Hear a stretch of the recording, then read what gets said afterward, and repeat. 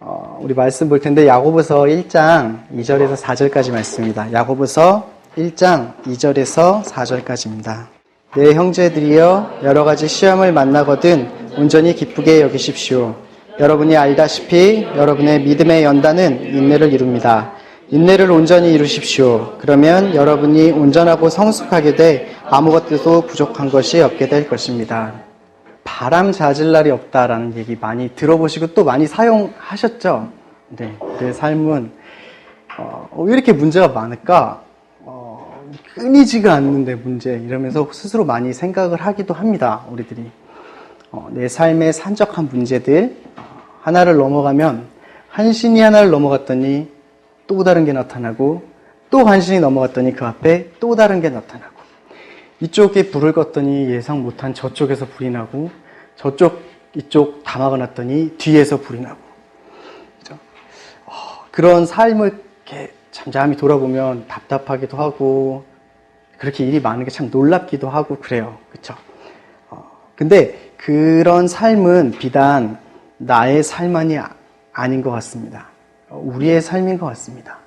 그래서 누군가랑 얘기를 해보고 저의 고민을 이야기를 하려 치면 꼭 상대방이 제가 할 고민을 먼저 이야기를 하더라고요. 제가 너무 이렇게 힘들어서 이런 문제를 가지고 가서 누구랑 좀 얘기를 하려고 근데 있잖아 그랬더니 저쪽에서 근데 있잖아 그러면서 시작하는데 제 얘기를 하는 거예요. 이런저런 경험을 하면서 또 이야기를 나누면서 보니 참 문제가 많고 힘들구나라고 하는 나의 모든 문제들이 그에게도 있었고 다른 사람에게 있었고 대부분의 문제들은 다 모든 사람들이 마주하고 살아가고 있습니다. 우리의 믿음 생활에서도 그렇죠. 우리가 그리스도를 믿고 그리스도 안에서 이렇게 자라나가는 것도 좀 바쁜데 그렇죠. 말씀만 보고 예배만 하고 순적하게 자라나가는 것도 바쁜데 왜 그렇게 믿음을 흔드는 사람이 많고 왜 이렇게 믿음을 흔드는 일들이 많은지. 그렇죠? 근데 그런 걸로 이제 흔들리는 내 믿음을 보면 가끔은 또 깜짝 놀랍니다. 이렇게 나만 이런 것 같고 내 믿음이 약해서인가? 라는 생각도 들기도 하고요. 좀 더 믿음이 커지면 내 믿음이 좀 단단해지면 괜찮을까 싶기도 하는데 많은 믿음의 사람들을 그들의 삶을 들어보면 또 그것이 나한테만 일어나는 일이 아니라 모두에게 비슷하게 일어나고 있음을 또 알 수 있습니다. 이러한 삶에 대해서 우리 성경 하나님의 말씀은 무엇이라고 하고 있을까요? 베드로전서 4장에 이렇게 이야기하고 있습니다. 여러분을 시험하려고 오는 불같은 시험이 있더라도 무슨 이상한 일이 여러분에게 일어난 것처럼 여기지 말고 오히려 여러분이 그리스도의 고난에 참여하게 된 것을 기뻐하십시오. 불같은 두렵고 무서운 상황이 있더라도 무슨 이상한 일이 일어난 것처럼 여기지 말라고 합니다. 또 있습니다. 베드로전서 1장에서 그러므로 여러분은 이제 온갖 시험을 당해서 잠시 근심하게 되었으나 오히려 크게 기뻐합니다. 라고 이야기를 합니다. 오늘 본문 2절에서도 내 형제들이여 여러 가지 시험을 만나거든 이라고 이야기를 하죠. 이런 시험에 대한 내용은 성경에 많이 나오고 있습니다. 심지어는 사람뿐만 아니라 예수님도 시험을 받으셨다는 장면이 나옵니다. 예수님께서 세례를 받으시고 성령에 이끌려서 광야로 갔는데 그 광야에서 사탄이 나타나서 예수님을 시험하죠. 히브리서에서 이렇게 표현합니다. 그는 몸소 시험을 받으시고 고난당하셨다. 그리고 그 시험은 모든 면에서 우리와 동일하게 당하셨다라고 합니다. 그래서 예수님이 가르쳐 주신 기도에도 이런 기도가 있잖아요. 우리를 시험에 들게 하지 마옵시고. 성경은 이런 시험을 마주하는 게 놀라운 일이 아니라 마치 여러 사람이 당연하게 겪는 일처럼 이야기하고 있습니다. 베드로전서 5장 8절 우리 한번 찾아볼까요? 베드로전서 5장 8절입니다. 정신을 차리고 깨어 있으십시오. 여러분의 원수 마귀는 우는 사자처럼 두루다니며 삼킬 사람을 찾습니다. 우리들의 원수, 마귀라고 표현하는데 쉬지 않고 두루다니면서 삼킬 사람을 찾고 있다고 합니다. 이 원수 마귀를 마태복음 4장 3절에서는 뭐라고 그러냐면 시험하는 자라고 표현을 해요. 쉬지 않고 멈추지도 않고 지치지도 않고 질리지도 않고 아주 기발하게 아주 놀라운 방식으로 찾아와서 유혹하고 넘어지게 하려는 목적을 가지고 활동하는 존재가 있습니다. 여러분이 하나님 앞에서 잘 서 있으려면 하면 할수록 아주 놀라운 방법으로 찾아오고 아주 그냥 지치지도 않고 끝까지 물고 늘어지는 존재가 있어요. 그래서 하나님의 믿는 그 믿음을 넘어뜨리게 하고 하나님을 알아가는 걸 방해하고 하나님을 왜곡되게 알게 하고 하나님께로 가까이 가지 못하게 하는 존재가 있습니다. 이 사단이 사람을 가만히 둘 리가 없습니다. 시험하고 유혹하고 흔들기 위해서 기회를 틈타고 있습니다. 항상, 언제나. 그렇기 때문에 그리스도인한테 그 시험이 없을 수는 없습니다. 우리가 올바로 서 있고 하나님께 가까이 가면 갈수록 시험은 더 많으면 많았지 적어지지는 않습니다. 우리가 살아있는 동안에는 아마 끝나지 않을 거예요. 우리가 육신을 입고 이 땅에서 살아가는 동안에 이 사단의 노력은 멈추지 않을 겁니다. 그것을 알고 계신 예수님께서 요한복음 17장에서 그래서 이렇게 기도하신 것 같습니다. 내가 아버지께 기도하는 것은 아버지께서 그들을 세상에서 데려가 달라는 것이 아니라 악한 자로부터 그들을 보호해 달라는 것입니다. 우리 기도가 우리가 주님을 만났고 주님과 함께 했으니 평탄하게 우리의 삶을 평탄하게 해주십시오. 아니면 우리의 자녀를 위해서, 우리의 친구를 위해서, 우리의 가족을 위해서 기도할 때 우리 가족이 아무런 문제 없이 평탄한 길을 걷게 하십시오 라는 기도보다는 산을 넘어갈 수 있는 힘을 주시고 넘어졌을 때 다시 일어날 수 있는 격려와 함께하여 주시기를 기도합니다 라는 기도가 훨씬 맞는 것 같습니다. 우리의 삶이 평탄할 수는 없어요. 시험은 그리스도인에게 당연한 겁니다. 고난은 우리에게 당연합니다. 살아가면 이런 말도 있죠. 아프니까, 그죠? 고통이 있다고 투정 부리는 사람한테 살아있으니까 아픈 거라고. 그죠? 그리스도인들한테 시험은 당연한 겁니다. 그죠? 그게 우리가 당할 때 이렇게 놀랍거나 무서웠거나 이거 왜 그러지? 라고 할 게 아니라 너무나 당연한 것입니다. 그죠? 시험은 베드로전서 4장에서 베드로 사도가 말했듯이 한 면으로는 불같은 시험으로 다가옵니다. 그죠? 어렵고 힘든 상황, 핍박이나 고난, 아니면 괴로움이나 아픔, 그런 모습으로 다가오는데 그때 우리의 반응이 두려움과 걱정, 그리고 불확실한 미래, 그죠? 그걸로 인해서 우리 안에 의심이 이렇게 일어나게 돼요. 그 의심은 하나님에 대한 것이고 그 의심은 우리의 믿음을 흔들기 시작합니다. 그래서 우리가 시험 들었어라는 표현을 간혹 쓰시는 분들이 있잖아요. 그분들은 나 테스트 받았어 라는 의미가 아니라 내 믿음이 흔들렸어 라는 의미로 사용할 때가 더 많은 것 같습니다. 또 다른 면이 있어요. 조금 전에 이야기한 것과 완전히 반대되는 상황입니다. 모든 것이 평안해요. 모든 것이 잘 돼요. 모든 것이 문제가 없어 보입니다. 내 마음에 안심이 있고 안락함이 있습니다.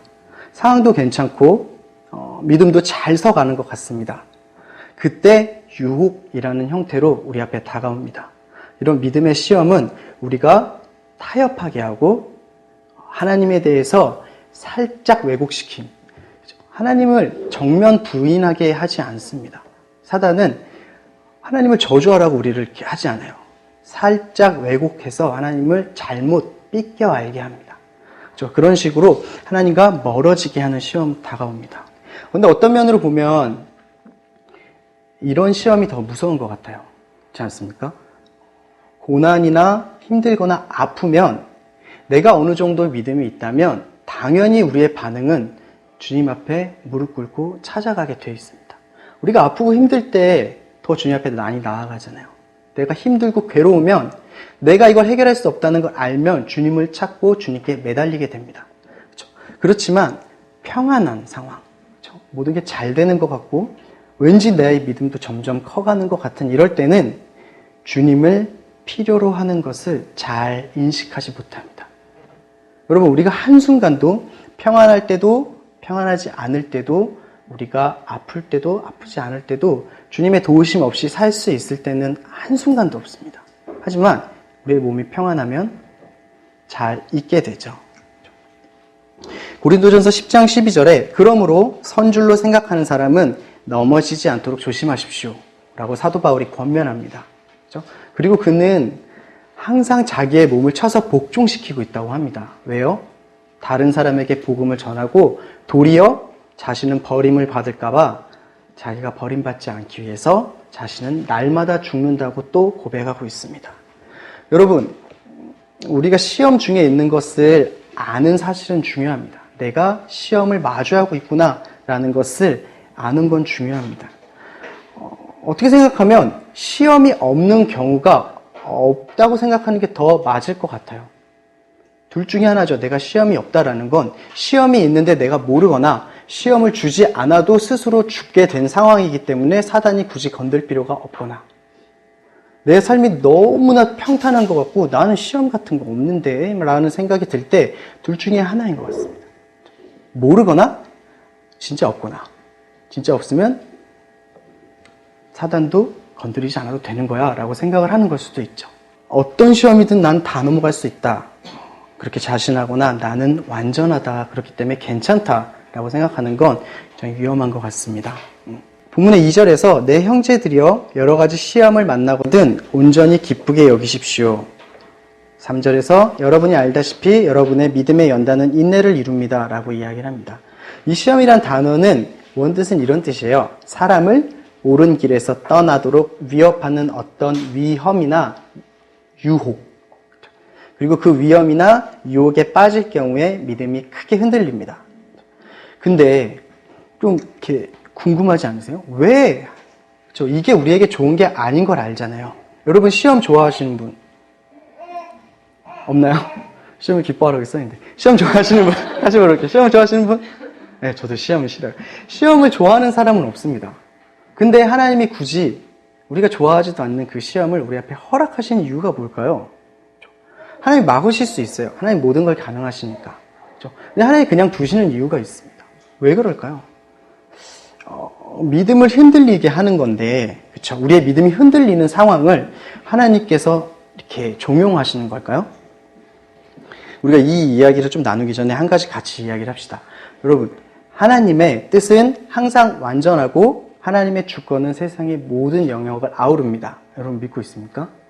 여러분에게 일어나는 그 모든 일과 여러분이 생각하는 모든 생각, 여러분 삶의 모든 문제들이 하나님의 주권을 벗어나서 이루어진 일은 하나도 없습니다. 그리고 그 완전하시고 모든 주권을 가지신 하나님께서 완전히 선하십니다. 또 믿고 있습니까? 안 믿으시나요? 그럼 되게 무서울 텐데 모든 권한을 가지고 모든 힘을 가지고 있는데 그분이 안 선하다고 생각해봐요. 내 삶은 어떻게 되겠어요? 기분 나쁘면 확 뒤집고 막 그렇잖아요. 근데 그분은 완전히 선하세요. 그리고 하나님이 원하시는 거, 하나님이 우리에게, 나에게 원하시는 것은 우리의 믿음이 넘어지기를 바라시지 않습니다. 우리가 하나님과 멀어지기를 바라시지 않으세요. 하나님께서는 우리한테 항상 최선의 것을 주시려고 하시고 또 그것을 주실 수 있는 분이십니다. 비록 그것이 우리의 생각과 우리의 뜻, 우리가 원하는 모양과 좀 달라서 우리가 알지 못할 뿐 하나님의 뜻은 우리의 생각보다 높고 우리의 모든 뜻보다 크시기 때문에 그리고 그분은 완전히 선하시기 때문에 그분은 우리에게 항상 최선의 것을 주십니다.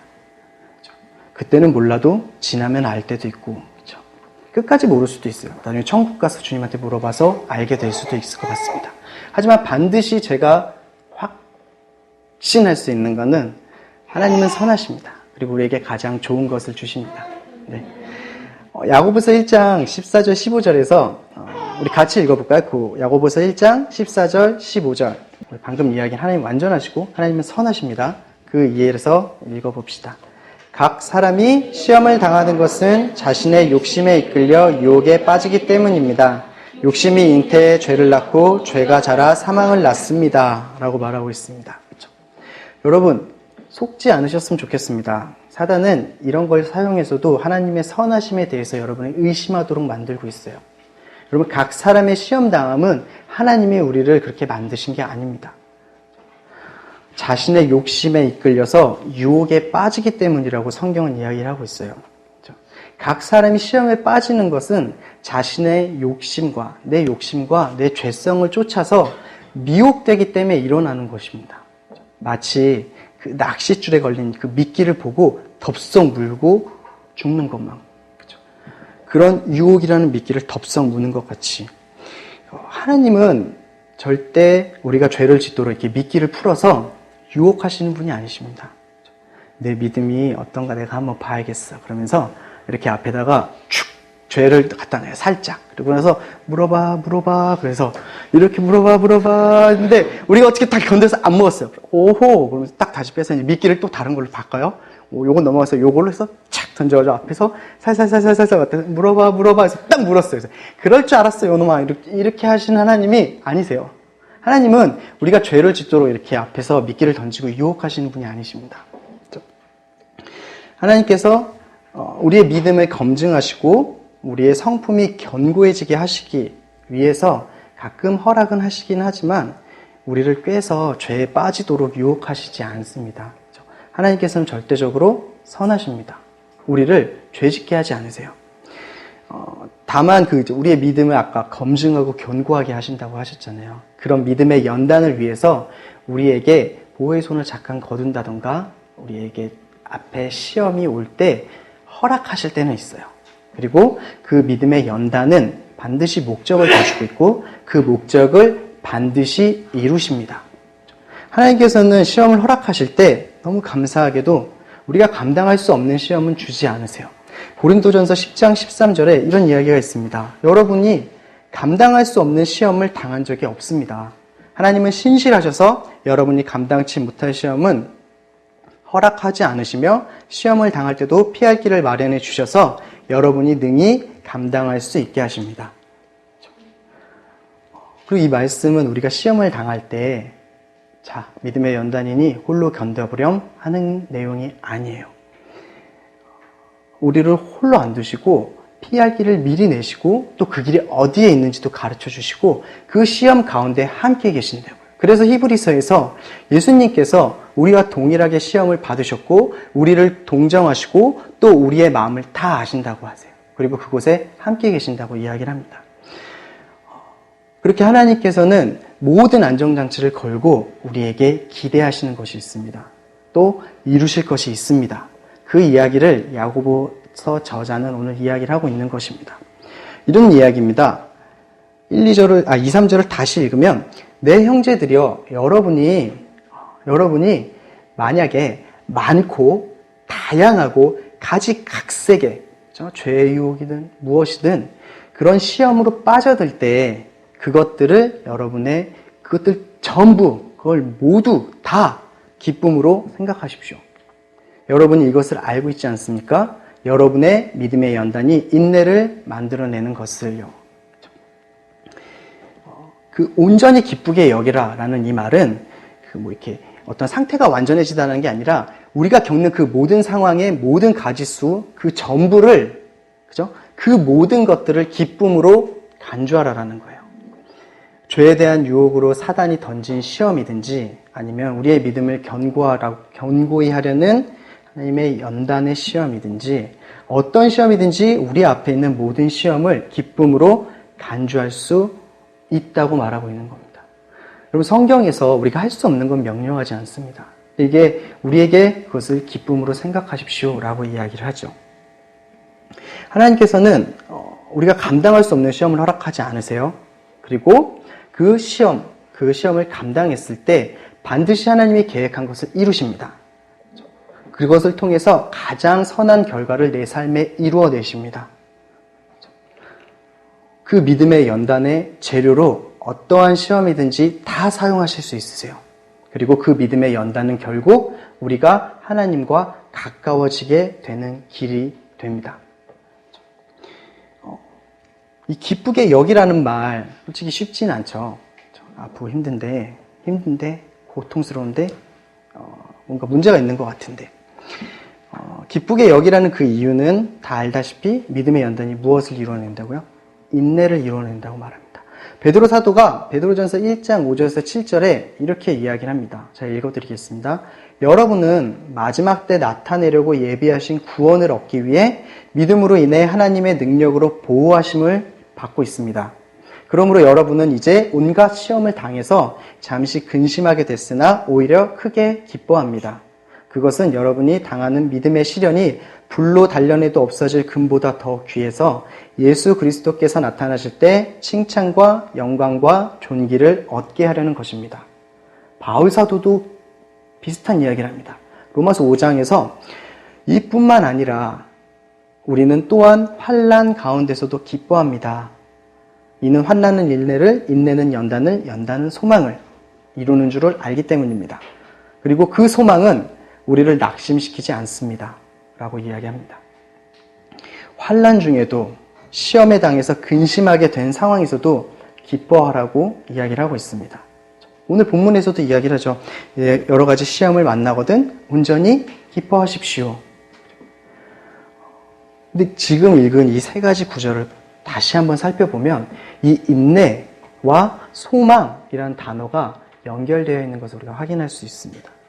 야고보서 1장 12절에 시험을 견디는 사람은 복이 있습니다. 그가 인정을 받은 후에 하나님을 사랑하는 사람들에게 약속된 생명의 면류관을 받을 것이기 때문입니다. 라고 이야기를 하죠. 결국 인내를 이루는 것과 소망을 함께 언급하고 있습니다. 바울도, 베드로도, 야고보도. 믿음의 연단이 만들어내는 그 인내라는 단어는 휘포모네라는 단어예요. 근데 이게 기대하고 기다리는 이라는 의미를 가지고 있습니다. 우리 구약에서 이 단어를 어떻게 사용했냐면 거기는 인내라는 단어가 아니라 아예 희망, 소망, 소원으로 사용을 했어요. 그러니까 인내는 소망 또는 희망과 같은 단어를 사용했던 거예요. 성경에서. 여러분, 우리가 어떤 상황에서 견뎌낼 때 어떻게 견딜 수 있을까요? 사람이 인내할 수 있는 힘이 어디서 올까요? 그것은 바라는 것에 따라서 달라요. 소망하는 것에 그 가치의 문제가 걸려 있습니다. 무엇을 기다리고 무엇을 바라는지, 내가 이것을 넘어갔을 때 무엇을 얻을 것인지, 또 그게 얼마나 확실하고 명확한 것인지에 따라서 인내할 수 있는 힘이 달라집니다. 인내는 소망과 분리해서 생각할 수 없습니다. 로마서 5장에서 환난은 인내를, 인내는 연단을, 연단은 소망을 이룬다고 하잖아요. 이게 단계가 아니에요. 우리가 잘못 생각하면 인내, 그렇지, 인내는 연단을 일으키고 연단이 있으면 그 다음에 소망을 이룰 거야 해서 그게 완성되는 거야 라고 생각을 할 수 있는데 아니에요. 이게 단계를 말하는 것이 아닙니다. 인내가 믿음을 강하게 연단하고 연단된 믿음은 끝까지 인내하고 소망한 것을 볼 수 있게 합니다. 그리고 그 소망은 인내를 지탱해 주죠. 이 세 가지가 동시에 우리 앞에서 같이 역사하는 겁니다. 서로가 서로에게 영향을 주면서 같이 나아가는 거예요. 인내 완성시키고 나서 소망을 완성시키고 하는 것이 아니라 인내 완성시키고 나서 믿음을 완성시키는 게 아니라 인내와 믿음과 소망은 같이 자라갑니다. 여러분, 아까 얘기했죠. 우리 인내의 힘은 소망하는 것이라고. 그렇죠? 여러분, 우리 잠깐 돌아볼까요? 내 삶은 무엇을 소망하고 있습니까? 내 삶은 무엇을 바라고 있고 나는, 내 영혼은 무엇을 가장 원하고 있습니까? 이게 되게 중요합니다. 우리가 살아가면서 소망이 없는 사람은 없어요. 나는 희망이 없어. 소망이 아니에요. 살아있는 모든 것들은 소망하는 게 있습니다. 그렇기 때문에 오늘을 지나갈 수 있거든요. 그렇기 때문에 내일을 기다리는 거고, 그렇기 때문에 우리의 삶을 경영해 나갈 수 있게 됩니다. 여러분 안에 소망하고 있는 것이 무엇입니까? 보이는 것입니까? 보이지 않는 것입니까? 영원한 것인가요? 영원하지 않은 것인가요? 우리 안에 그것들을 날마다 살펴보아야 할 것입니다. 그리고 그게 무엇이냐에 따라서 우리의 삶에 지나가는 이 시련, 인내, 고통 다르게 다가올 거예요. 성경의 전 내용은 무슨 내용일까요? 하나님의 말씀대로 사는 것에 대한 하나님의 약속입니다. 하지만 인간은 하나님의 말씀대로 살 수 없음을 보여주죠. 성경이. 그리고 하나님과 원수가 되었습니다. 그렇지만 예수 그리스도를 보내셔서 하나님께서 직접 다시 하나님과 화목하게 하셨고요. 우리의 삶의 모든 부분에서 그렇죠? 영적인 부분만을 말하는 게 아니에요. 생각, 마음, 육체적인 모든 부분까지 우리를 자유케 하시고 평안하게 하시고 아픔과 괴로움 가운데 꺼내주실 구원자는 예수님 뿐입니다. 그것을 이야기를 하고 있습니다. 성경에서. 그렇죠? 우리의 삶의 모든 문제를 해결해 줄 수 있는 분도 오직 예수님 뿐입니다. 여러분, 그리스도의 의미가 무슨 뜻일까요? 구원자라는 뜻이에요. 그렇죠? 예수님만이 구원자이시고 예수님만이 그리스도이시다라는 게 이 성경 전체를 통해서 이야기를 하고 있고, 사도 바울도 그것을 전하기 위해서 살았습니다. 그리고 많은 사도들이 그것을 위해서 자기의 생명까지 내어놓았고요. 하나님의 말씀과 예수 그리스도를 조롱하는 이 시대에서 여러분, 하나님의 말씀을 붙들고 예수 그리스도를 붙잡고 지키며 사는 것, 그렇죠? 쉽지 않죠. 견뎌내야 합니다. 내 삶의 모든 문제를 가지고 내가 버텼는데 이제 더 이상 버틸 힘이 없어요. 내가 너무 힘들어서 이제 못하겠어요. 근데 그럼에도 불구하고 하나님께서 함께 하시고 도우시면서 너를 세울 것이다 라는 그 말씀을 믿는 것. 모든 상황이, 내 앞에 닥친 이 상황이 너무나 커서 이제 감당할 수 없다, 이제 내 삶이 끝나버릴 것 같다 라는 생각이 들 때 이곳에서 날 구원할 수 있는 분이 오직 예수 그리스도임을 붙들고 매달리는 것. 하나님만이, 예수님만이 우리의 소망이 되시고 그 소망에 집중하는 것이 인내하는 것입니다. 인내하는 건 우리가 버티고 견디는 게 아니에요. 우리가 이 자리에서 어떻게든 이 악물고 버티는 걸 말하는 게 아닙니다. 인내는 매달리는 거예요. 인내는 하나님의 신실하심에 매달리는 겁니다. 인내는 하나님의 긍휼하심에 매달리는 거예요. 인내는 하나님의 그 사랑에 매달리는 거예요. 여러분, 우리가 우리의 삶의 문제들이나 정말 그 자그마한 문제도 하나님의 도우심 없이는 하나도 해결할 수 있는 게 없어요. 이건 사실입니다. 내가 하는 것 같지만 그렇지 않아요. 그거 안에 도우심이 있는 거예요. 내게 너무나 수월한 일이 하나님의 도우심이 없다면 누군가에겐, 아니 나에게도 너무나 어려운 일이 될 수 있습니다. 여러분, 아침에 눈 뜨는 거 우리 너무 쉽잖아요. 눈 뜨자마자 일어나서 씻고 나가는 거 너무 쉽잖아요. 만약에 하나님이 돕지 않으신다면요. 하나님이 그 생명을 놓아버리신다면 아침에 눈을 뜰 수 있을까요? 하나님이 우리 근육에 힘이 들어가는 것을 그냥 놔버리신다면 우리가 아침에 뻘떡 일어날 수 있을까요? 우리의 모든 부분에 하나님께서 일하시고 역사하시고 하시는 것입니다. 우리가 그것을 알고, 근데 그런 하나님께서 완전하시고 선하시다고요. 나를 향한 계획에 완전해서 어떠한 빈틈도 없고 나를 향한 마음이 완전히 선하셔서 어떤 해되는 일도 하지 않으신다는 것을 우리가 믿는다면, 그렇죠? 그러면 인내는 우리에게 다른 의미가 되는 거예요. 하나님께 매달릴 수밖에 없는 겁니다. 인내는 우리가 하려고 애써서 힘쓰고 노력하는 문제가 아닙니다. 견디는 게 인내가 아니라 하나님께서 우리 안에 인내를 이루시도록 하는 것입니다.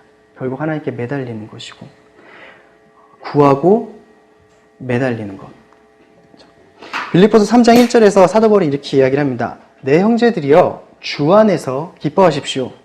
빌립보서는 그 기쁨의 서신이라는 이야기를 많이 해요. 왜냐하면 사도 바울이 빌립보서만큼 기쁘다, 즐겁다, 내가 너무나 좋다라는 이야기를 많이 하는 서신서가 없는데, 문제는 그 서신서를 쓴 장소가 어디예요? 감옥이라는 거예요. 사도 바울이 갇혔을 때 나 너무 기뻐 라고 쓴 거예요. 너희들 때문에 기쁘고 하나님 때문에 기쁘고 예수님 때문에 기뻐. 그 사도 바울이 빌립보서에서 이렇게 이야기를 한 겁니다. 여러분, 내 형제들이여 주 안에서 기뻐하십시오. 우리들의 참된 기쁨은, 여러분, 우리의 기쁨은 다른 데 있지 않습니다. 그렇죠? 우리의 처한 상황에 있지 않아요. 상황이 어떻든 상관이 없어요. 왜? 우리 안의 기쁨은 다른 데서 기인합니다. 그렇죠? 모든 것을 통치하시고 다스리는 주님, 그 주님과 나의 견고하고 변하지 않는 관계에 의존하고 있습니다. 사도 바울이 거기서 왜 그렇게 좋았어요?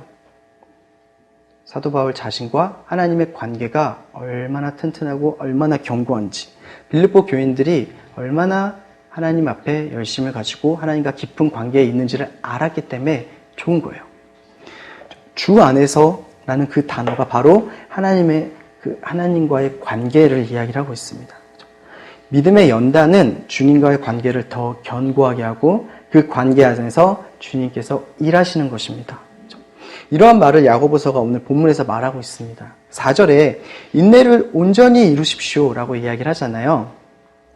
이 온전이라는 단어, 그렇죠? 이제 이 말 들으면 엄청 부담되잖아요.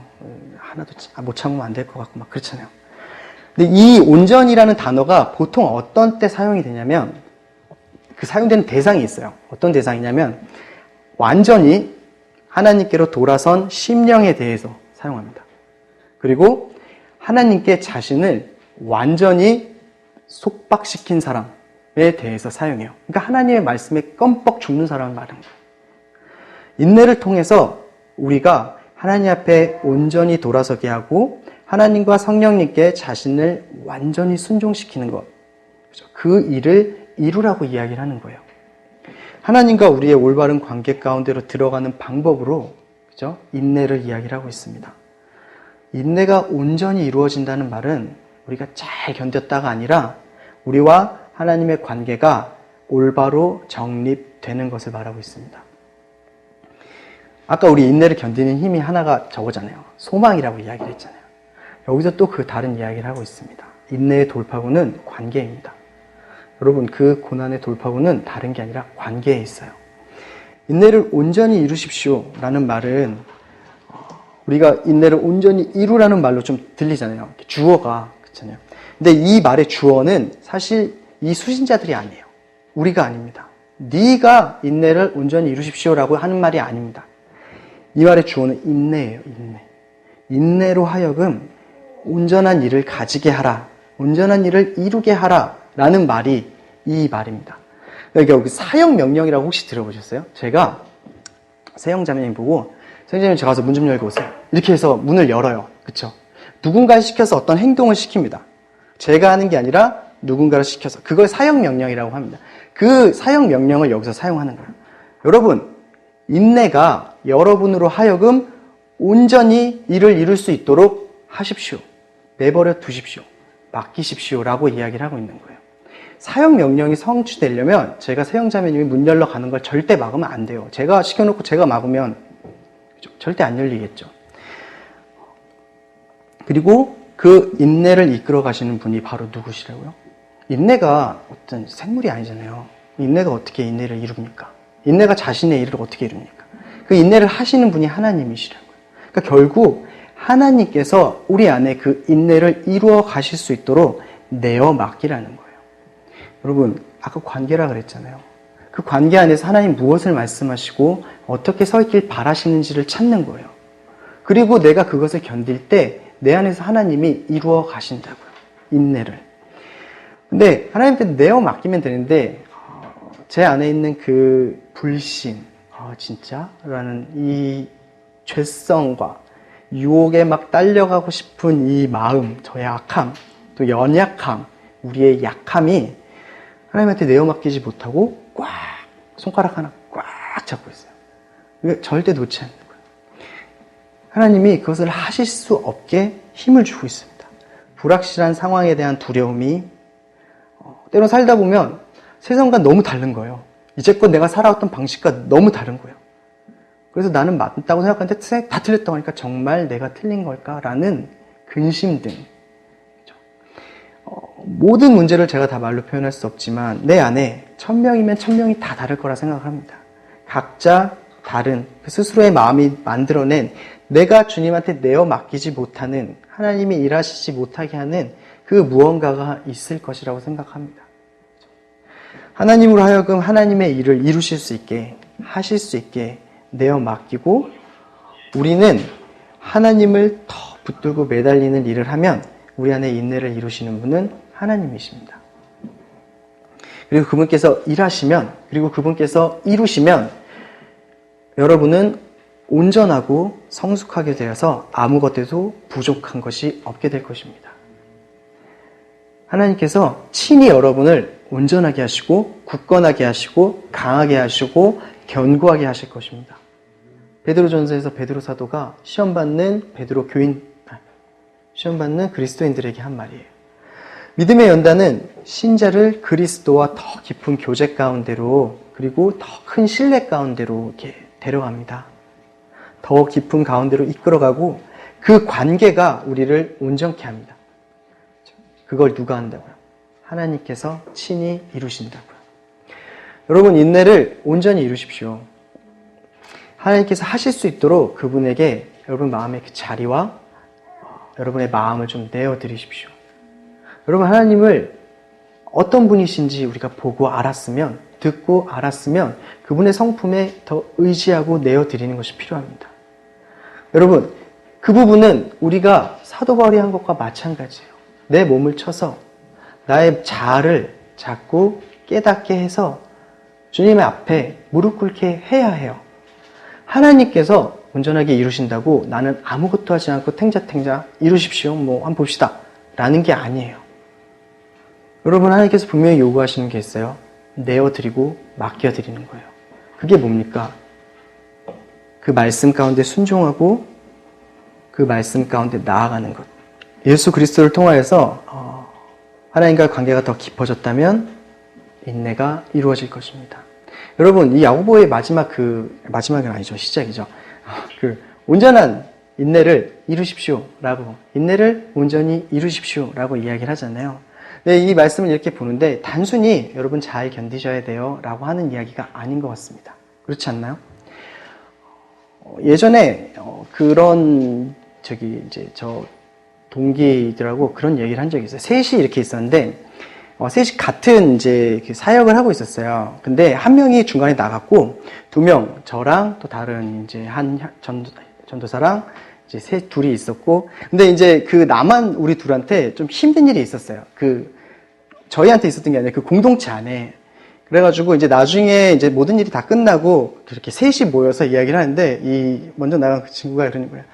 난 하나님이 보호하셔서 미리 내보내신 것 같아. 그랬더니 옆에 있던 친구가 그런 소리 하지 말라고. 우린 버려가지고 거기 있었냐고. 우린 하나님 버려가지고 거기 있어서 고난당했냐고. 막 이렇게 얘기를 한 거예요. 근데 그때 무슨 생각을 했냐면, 그 하나님이 건져내지 않으신 것 같은 그 상황에서도 아니었던 거예요. 그죠? 만약에 그 친구도 그 인내가 필요했고 그 연단이 필요했다면 그 자리에 두셨을 것이에요. 그렇다고 그 친구가 거기서 나갔다고 그 친구는 인내하지 못하고 실패한 것도 아닐 것입니다. 그죠? 그러니까 단순히 이게 인내는 견뎌내는 수준이 아니라 아까 이야기했던 인내는 그리스도와의 관계라고. 여러분, 어떤 사건을 통해서, 어떤 시험을 통해서 여러분이 그리스도와 그 관계가 더 깊어졌다면, 만약 설령 눈으로 보이는 상태가 내가 인내하지 못한 것 같다 할지라도 하나님의 눈에는 인내한 것으로, 믿음의 연단이 된 것으로 볼 수도 있습니다. 여러분, 우리가 누군가 인내를 했다 안 했다를 우리의 눈으로 판단할 수가 없어요. 그렇죠? 여러분, 다만 우리가 어디에 집중해야 합니까? 어떠한 상황에서든 그리스도와 그 관계 가운데 집중하시길 바랍니다. 앞으로 살아가면서 우리가 이 말씀을 받지만 우리가 그렇게 또 인내를 이렇게 온전하게 견뎌내고 이루어 나갈 수 없을 거라고 생각됩니다. 근데 여러분, 분명하게 드리고 싶은 말은 그런 것에 실패감이나 좌절감을 갖지 않으셨으면 좋겠습니다. 마지막으로 이 얘기만 하고 좀 이렇게 말씀을 맞추고 싶은데, 지난 7주 동안 저의 딸이 성풍씨앗학교라는 그 학교가 있더라고요. 근데 거기에 부모님이랑 같이 가게 됐습니다. 그래서 갔는데, 어제가 그 수료식 날이었어요. 근데 지난주에 부모님들한테 이렇게 엽서를 나눠주면서 편지 써오세요 그러시더라고요. 느낌이 쎄했는데 어쨌든 써갔어요. 근데 여러분 상상이 되시죠?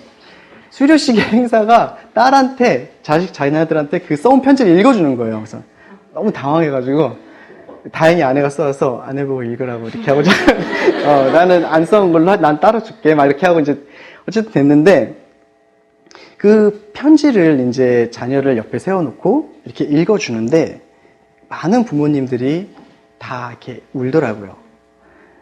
눈물 막 찡하고 막 이렇게 너무 마음이 복받쳐 올라서 차마 다 못 읽어서 옆에 있던 그 목사님이 쫓아가서 대신 읽어주고 남편이 대신 읽다가 자기도 울고 막 이런 분위기가 오는 거예요. 근데 아내도 막 이렇게 그렁그렁 해가지고 막 했는데 제가 막 이렇게 존나 울고 그래 막 이렇게 했는데 실은 저도 막 이렇게 막 이런 게 있는데 막 억지로 참고 막 더 장난치고 이러고 있었거든요. 마음이 되게 찡했고 뭔가 되게 이렇게 감동이 이렇게 있는 거예요.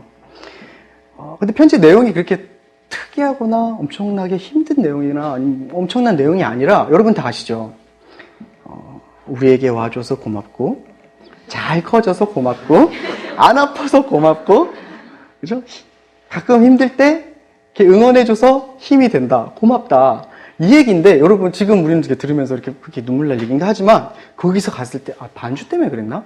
거기서 갔을 때 사람들이 다 못 읽어요. 끝까지. 한 2줄 읽다가 그리고 막 해가지고 막 다 달래주고 이렇게 하는데 근데 제가 정말 나 진짜 그 감동 가운데 있다가 스스로, 난 좀 이렇게 악한가? 라는 드는 생각이 번쩍 올라오는 거예요. 그래서 악한 건지, 되게 현실적인 건지. 근데 이렇게 눈물 흘리는 이 가정을 보면서, 하다가, 근데 저 감동이 언제까지 갈까? 라는 생각이 든 거예요. 내일 아침에 아니야, 내일까지도 안 갈 것 같아. 이따가 집에 가서 점심 먹고 애가 갑자기 물을 쏟고 말썽 부리고 말을 안 들으면 아까 했던 이 고백이 어떻게 될까? 이런 생각이 드는 거예요. 그 마음의 감동이 그때도 여전할까? 아니, 그러면서, 그러면 굳이 이런 거 해야 되나? 어차피 감동도 일시적이고. 그렇잖아요. 잠깐 감동, 좋아. 이러고 이제 가서 으악 할 거면 굳이. 그러면서 이제 마음에 갑자기 회의감이 드는 거예요. 이런 걸 왜 하나? 사람을 말씀을 이렇게 생각하면서 이러고 있는데, 제 마음에 갑자기 드는 마음이 그걸로 충분하다. 그러시는 거예요. 주님께서 그걸로 충분하다라는 거예요. 그 감동이 일생토록 가지 않을 거예요. 제 말대로 그날 저녁에 당장 화가 날 수도 있어요. 낮에 있었던 그 감동이 기억이 나지 않을 수 있어요. 하지만 그 감동이 있는 그 순간에 그 부모와 그 자녀 간의 관계가 더 견고해졌고 더 강화가 됐을 거예요. 그리고 앞으로 그것을 잊었다 할지라도 또 그런 기억하고 되새김할 수 있는 시간이 오면 그 관계는 조금 더 강화가 될 겁니다. 그리고 또 강화가 되고 그런 강화되는 그 관계는 이들이 겪을 앞으로의 어떤 문제나 상황 가운데서도 더 잘 헤쳐나갈 수 있는 힘이 되겠죠. 제가 인내에 대해서 그렇게 생각을 하면서 그때 주신 마음이 여러분 괜찮습니다. 혹시나 내가 인내를 하려고 했는데 내가 말씀대로 살려고 했는데 가끔 힘에 부쳐서 못 견뎌서 그만 놔버려도 괜찮습니다. 그것을 통해서 여러분이 하나님을 한 번 더 기억했고 하나님이 어떤 분이신지 조금이라도 알았고 또 하나님과 그 예수님과의 관계가 정말 조금이라도 가까워졌다면 괜찮습니다. 물론 막 사는 거 아닌 거 아시죠? 여러분 괜찮다 그랬다고 그래 나 막 살아 이런 게 아니라 정말 여러분이 하나님을 더 알기를 원하고 그 관계를 내가 더 가까이 가는 것을 원하고 내가 하나님과 더 깊은 관계 가운데 있기를 원하고 그 가운데에서 그 방향으로 나아가다가 여러분 앞에 닥친 여러분이 힘들어서 그나마 지쳐서 무릎 꿇어버린 그 상황 괜찮습니다. 우리 눈으로 봤을 땐 견디지 못하고 무릎 꿇고 포기한 게지만 하나님의 눈으로 봤을 때는 그 관계가 가까워짐으로써 우리의 믿음이 연단된 거예요. 우리의 관계가 더 가까워진 겁니다. 여러분이 잘 하나님 앞에 기쁘게 아프지 않고 평안하게 있었으면 좋겠습니다. 하지만 그렇지 않을 가능성이 더 크다는 것도 알고 있습니다. 우리가 초반에 기도했던 대로 여러분 힘을 넘어갈 수 있는 산을 넘어갈 수 있는 힘과 여러분이 가끔 지쳐서 쓰러졌을 때 주님께서 직접 찾아가셔서 손을 붙들고 세워주실 수 있었으면 좋겠습니다. 그리고 우리의 포커스가 우리의 행동, 무엇을 해내고 무엇을 못 해내고가 아니라 그것을 통해서 주님과의 관계가 얼마나 더 가까워졌는지를 매 순간 확인하면서 그 주님을 더 구하고 더 알아가고 더 깊은 관계 가운데 나아가는 게 우리의 목적이 되었으면 좋겠습니다.